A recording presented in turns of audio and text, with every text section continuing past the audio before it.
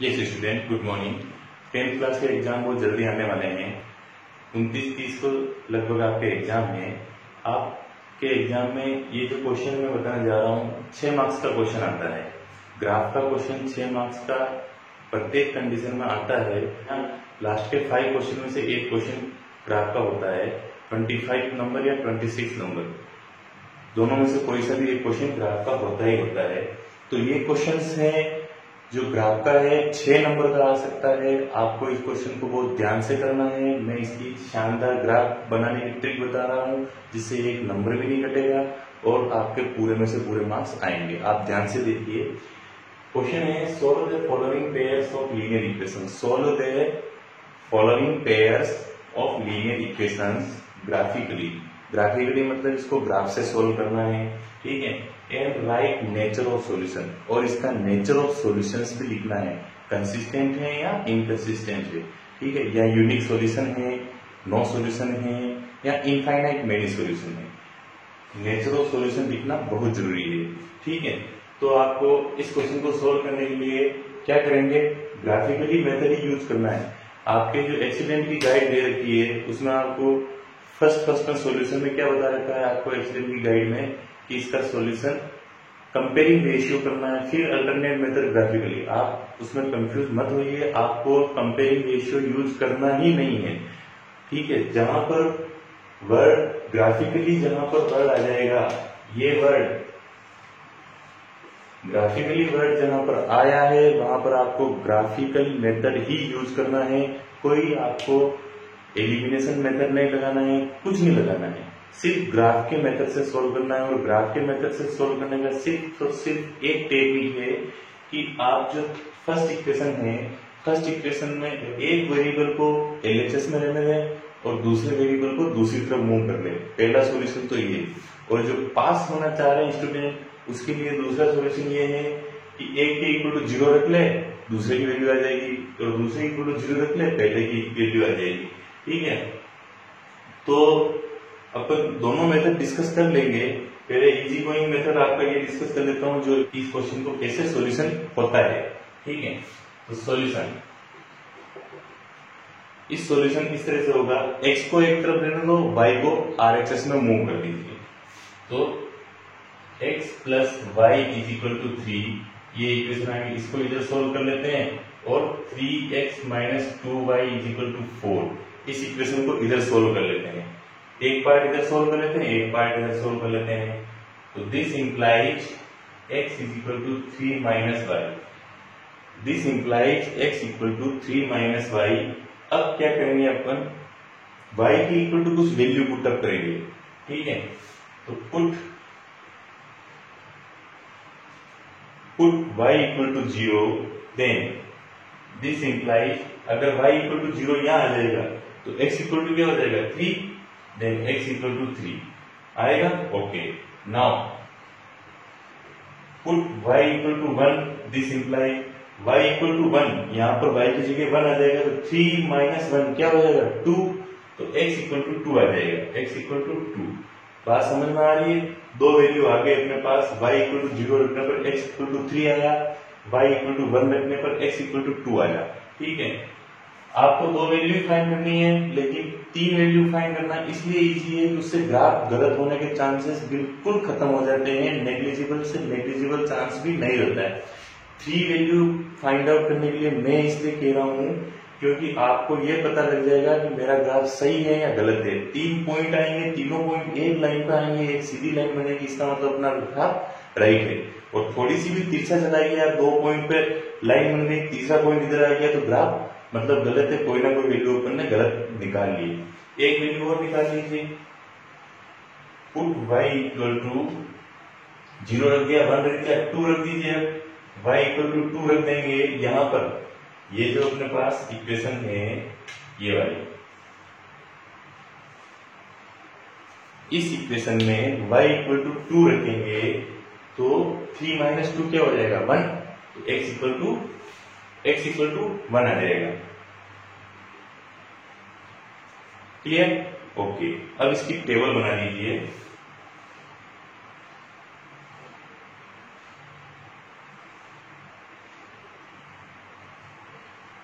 X और Y table बना दी।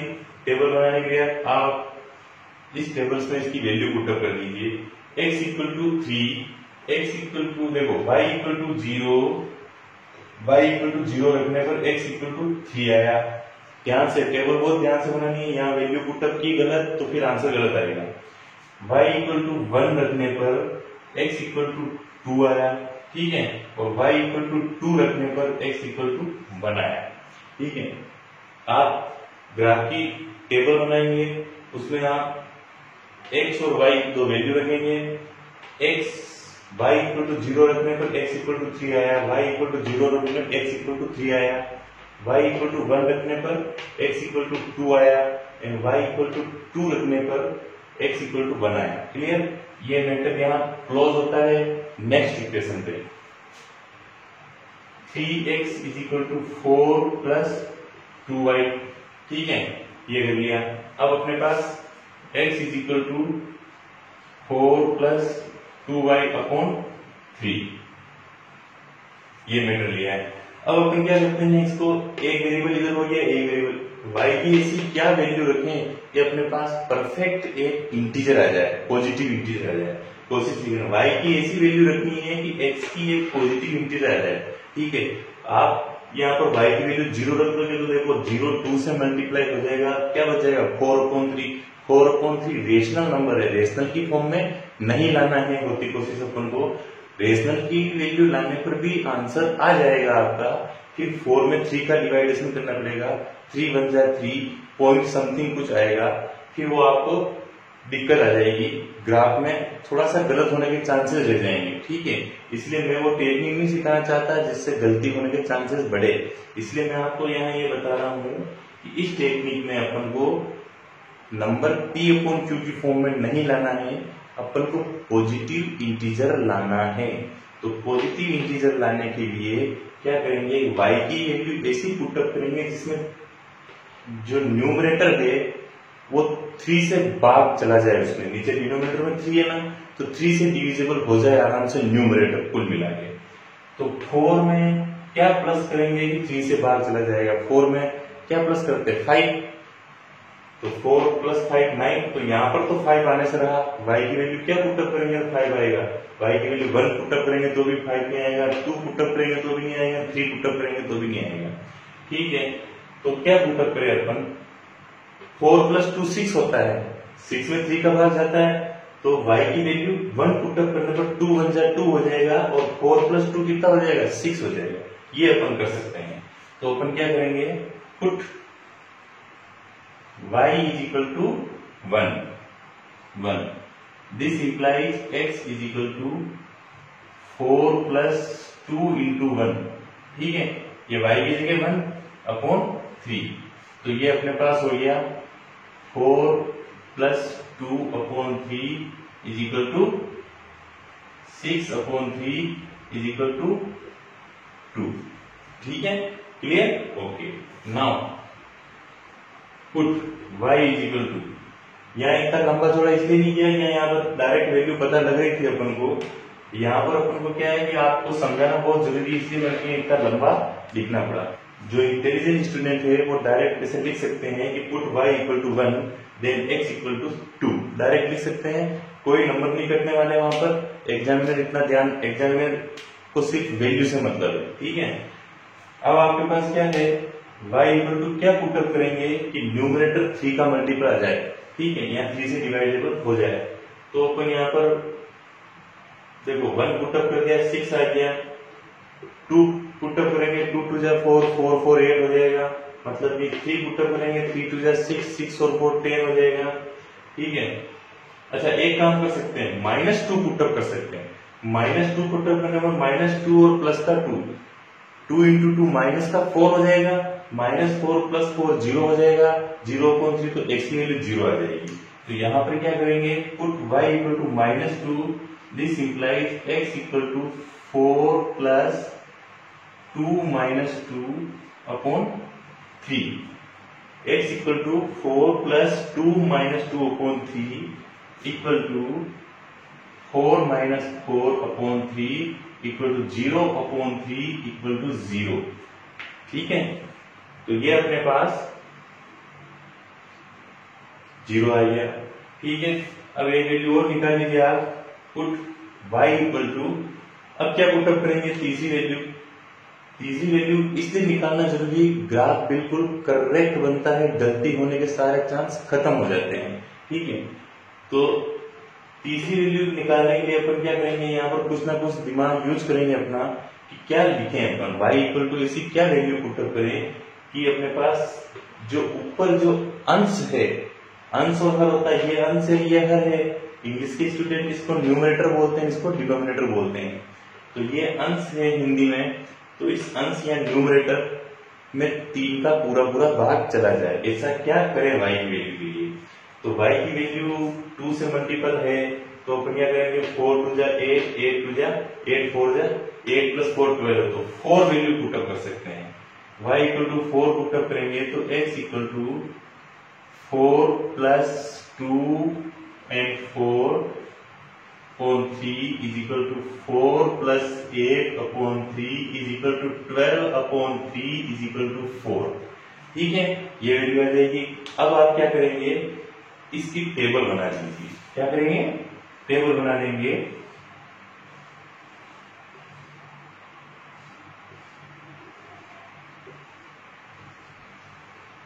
ठीक है, x एंड y। अब देखिए y की क्या वैल्यू पुटअप करेगी, तो x की वैल्यू है, x y की वैल्यू 1 पुटअप की तो x इक्वल टू 2 आया, y की वैल्यू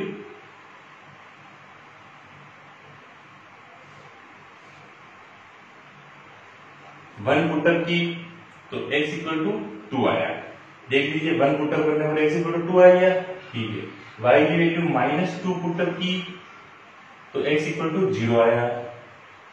ठीक है, एंड y की वैल्यू 4 पुटअप की तो x इक्वल टू 4 आया। ठीक है, ये अपने पास टेबल बन जाएगी। अब आप इसका ग्राफ बना लीजिए। ग्राफ कैसे बनाते हैं, ग्राफ बनाने के लिए अपन को यहां पर ग्राफ बना लेते हैं अपन इसका।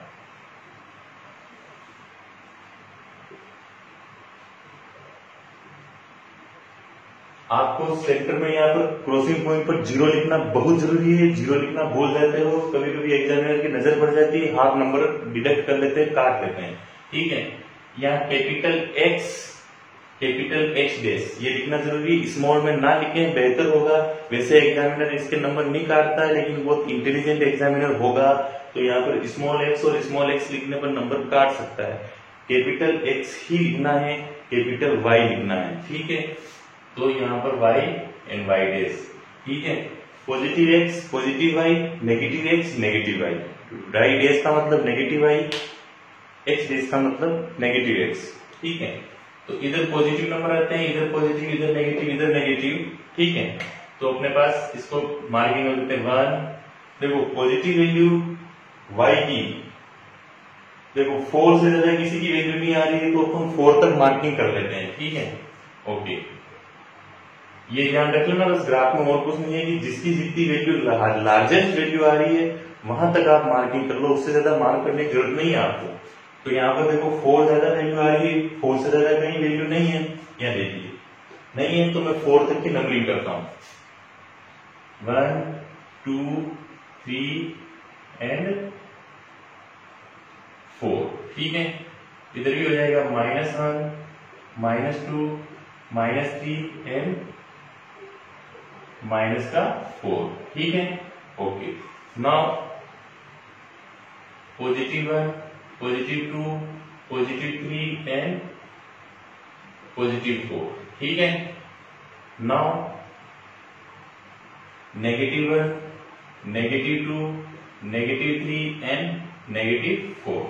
ओके, यहां तक कंप्लीट हो गया अपना। अब अपन क्या करेंगे, वैल्यू पुटअप करेंगे। ठीक है, देखिए x की वैल्यू 3, y की वैल्यू 0, 3,0 3,0 पॉइंट कहां आता है अपने पास, x की वैल्यू 3, ये x एक्सिस से x की वैल्यू 3 यहां पर आता है, ये देखिए ये पॉइंट आता है 3, y की वैल्यू 0, तो y तो 0 कहां है, ये रहा 0 अपने पास। इस पूरे y को यूं दबा देंगे यहाँ पर, y 0, तो y की वैल्यू पूरे x एक्सिस पर 0 होती है। y की 0 वैल्यू कब होती है, पूरे x एक्सिस पर कहीं पर भी आप पेन रखेंगे वो y की वैल्यू 0 कहलाएगी। तो मैंने पेन यहाँ रख दिया तो यहाँ y की वैल्यू 0 होगी और x की वैल्यू 3 है, तो ये हो गया अपने पास पॉइंट 3,0। ठीक है, 3,0 हो गया। अब 2,1 2x का पॉइंट है 2,1, तो 2x का और 1y का, तो ये यहां पर आएगा अपने पास 2,1, तो ये आएगा अपने पास 2,1 पॉइंट। ठीक है, ओके, 1,2 पॉइंट,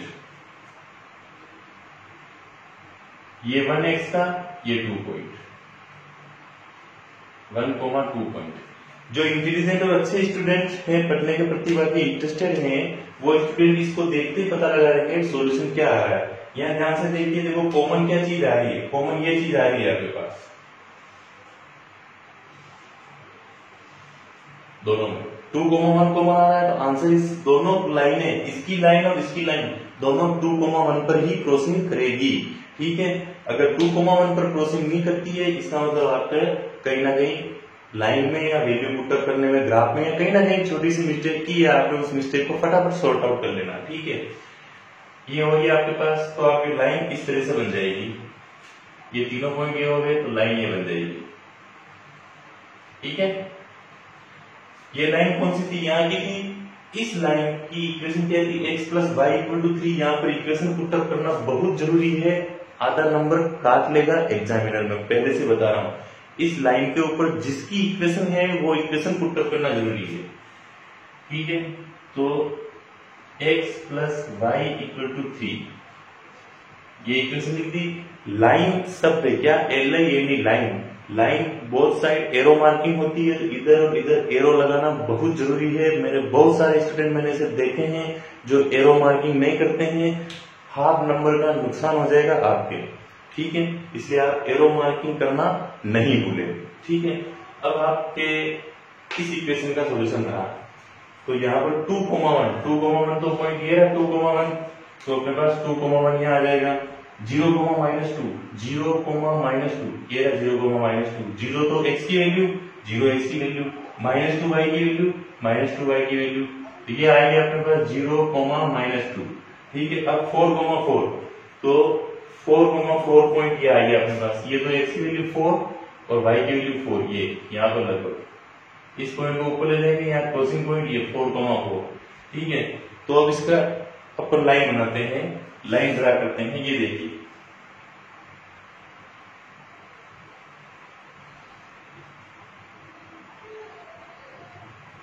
हो गई लाइन ड्रा। अब इस लाइन ड्रा के ऊपर, इस लाइन के ऊपर अपन को इक्वेशन पुटअप करनी है सबसे पहली बार।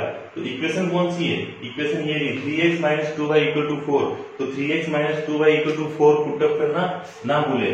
3x - 2y = 4 लिख दिया अपन ने। ठीक है, ओके, तो लाइन की इक्वेशन आपको वहां पर रेड और दूसरे पेन यूज नहीं करना है, सिंपल ब्लू पेन का यूज, सिंपल पेंसिल का यूज करना है ग्राफ में। ठीक है, पेन का यूज बिल्कुल नहीं करना है ग्राफ में, ये डिनोटिंग करने के लिए भी पेंसिल का यूज ही करेंगे, लेकिन ग्राफ बिल्कुल व्यवस्थित बनना चाहिए इस तरीके से। यहाँ पर दोनों पर हिंदी वाले ध्यान से सुने, दोनों तरफ तीर का निशान लगना जरूरी है। इंग्लिश वाले तीर के निशान को एरो बोलते हैं, तो एरो मार्किंग करना बहुत जरूरी है। स्टूडेंट्स ऐसे हैं जो नहीं करते हैं, लाख समझाने के बाद भी सर भूल गया मैं या सर भूल गई मैं, ऐसी कंडीशन नहीं आनी चाहिए। क्योंकि देखो, भूलना स्वाभाविक है लेकिन याद रखना भी जरूरी है, और अगर आप भूलोगे तो आप अपना नुकसान खुद करोगे इसमें, और खुद नुकसान चाहते हो तो फिर भूल जाना, वरना अगर नुकसान नहीं कराना चाहते हो, बोर्ड में याद रखना बहुत जरूरी है। दोनों तरफ एरो मार्किंग, 0 पुटअप करना, x कैपिटल में, x डैश कैपिटल में, y कैपिटल में, y डैश कैपिटल में। ठीक है, और लाइन के ऊपर इक्वेशन पुटअप करना। अब ये सॉल्यूशन आ गया अपने पास। इंटरसेक्शन पॉइंट क्या है 2,1, तो आपके पास फाइनल आंसर क्या लिखा है, इसी ग्राफ के अंदर लिख सकते हो। आप यहाँ पर खाली जगह पर नीचे खाली जगह होगी, वहां पर लिख सकते हो कि यूनिक सॉल्यूशन दैट इज 2,1। ठीक है, नेचर ऑफ सॉल्यूशन पूछा अपन से, क्या पूछा, नेचर ऑफ सॉल्यूशन पूछा। क्वेश्चन में क्या पूछा, नेचर ऑफ सॉल्यूशन पूछा, तो यूनिक सॉल्यूशन दैट इज 2,1 क्या लिखोगे, दैट इज कंसिस्टेंट, ठीक है। या फिर इसको unique solution is consistent unique solution 2,1, ये भी लिख सकते हो। लैंग्वेज कुल मिला के लैंग्वेज इस तरीके से सेव करनी है आपको, नेचर ऑफ सॉल्यूशंस भी वहां पर लिखा हुआ आ जाए। और नेचर ऑफ सॉल्यूशन दो तरीके से लिखते हैं अपन, कंसिस्टेंट, और कंसिस्टेंट के अंदर भी unique solution and infinite many solution, ठीक है। दो तरह के सॉल्यूशन होते हैं, तो इसलिए क्या लिखोगे, solution is consistent unique solution 2,1 या unique solution 2,1 that is consistent. कोई भी लिख दो, लेकिन लिखना जरूरी है। ग्राफ के अंदर पुटअप कर दोगे तो भी कोई दिक्कत नहीं, और आप सॉल्यूशन के अंदर नीचे लिख दोगे आंसर में तो भी कोई दिक्कत नहीं। 6 में से 6 नंबर बिल्कुल कंप्लीट आ जाएंगे। अगर इस तरीके से स्टेप बाय स्टेप आप सॉल्यूशन करोगे तो 1 नंबर नहीं कटेगा, हाफ मार्क्स भी एग्जामिनर नहीं काट पाएगा, ठीक है। तो आप ये सॉल्यूशन ध्यान से करेंगे स्टेप बाय स्टेप। ग्राफ का सॉल्यूशन बिल्कुल मैंने सुव्यवस्थित तरीके से बताया है आपको। It is the good manner to solve the graphical solution of the equation, ठीक है। आप एग्जाम में अच्छे नंबर लाओ, और अगर वीडियो अच्छा लगा हो, आपकी पूरी हेल्प हुई है, तो दूसरों को जरूर, अपने फ्रेंड्स को जरूर शेयर करना, ताकि इसको अधिक से अधिक स्टूडेंट जुड़ सकें और अपना फायदा ले सकें, एग्जाम में अच्छे नंबर ला सके, ग्राफ के अंदर 6 में से 6 नंबर पूरे ला सके। जो स्टूडेंट कमजोर हैं वो भी 6 में से 6 नंबर पूरे ला सकते हैं, ठीक है। फिर मैं मेजर और सेंटर टेंडेंसी के ऊपर भी एक वीडियो बनाऊंगा, 2-3 वीडियो बनाऊंगा, उसमें से भी 6 में से 6 नंबर आ जाएंगे। 6 से 12 नंबर, और 3-4 नंबर तो आप मेरे डीएल नंबर के उनके वीडियोस देखकर ही आप 3-4 नंबर वहां से प्राप्त कर सकते हो आसानी से, ठीक है। फर्स्ट वैदिक मैथमेटिक्स से ले सकते हो आप 3-4 नंबर आराम से, और रियल नंबर जो सेकंड चैप्टर है उससे भी आप 3-4 नंबर आराम से ले सकते हो, ठीक है। तो आप आराम से पास हो जाओगे। मैथमेटिक्स जोन के चैनल को लाइक, शेयर और सब्सक्राइब जरूर करें, और हर स्टूडेंट तक ये वीडियो जरूर पहुंचाए। Thank you very much.